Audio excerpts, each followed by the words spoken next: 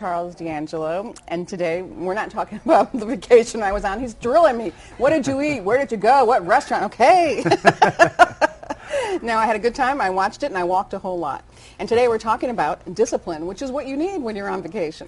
Discipline and willpower go hand in hand, really. I believe that discipline is the ability really to find a way to make what may seem challenging into something that's actually pleasurable. And there's a great motivational quote one person once said that said, there's two types of pain. There is the pain of discipline, and then there's the pain of regret.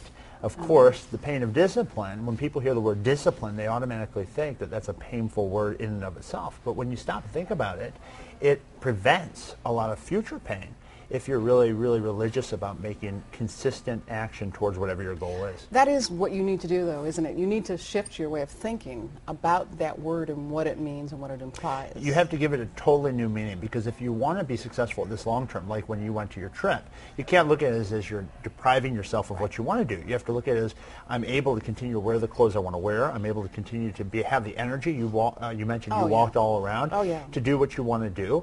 So those things considered, that comes at a cost. The cost is making sure that you're eating the right way, making exercise a priority, and thinking about both of those things in the right context and frame. I even looked up the definition of self-discipline, which says it's the ability to motivate oneself in spite of a negative emotional state. Now, if you are really overweight and you feel horrible about yourself, that is a negative emotional state. Well, it's on how you look at it. Of course, if you don't have any energy, you're not going to feel good, right? I mean, is there anything more important than having energy?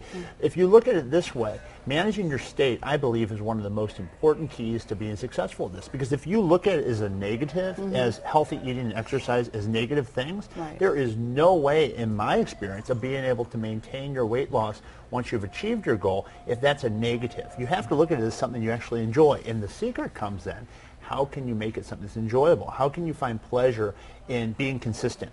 Well, a lot of people with uncertainty in their lives, with the loss of loved ones or loss of a job or economic turmoil, they can anchor themselves in to, this is what I'm going to do every day with my food. This is what I'm going to do every day with my exercise. And they make those two things certainties. With those certainties, then their results are predictable. So it's something they can totally take control of. Rather than be in a negative emotional state and say, well, I have to do this because I'm overweight. Say, no, I want to do this because of... Look at it as something you can control. Absolutely. And so many things in life you can't control. And one thing that we both know that you can control is making time for exercise. Even if it's something that is easy, like walking on a treadmill. That's what I always recommend to clients. It's not something that's overly intense, because if you do too much, then you do get that negative. You have that feedback the next day from the body.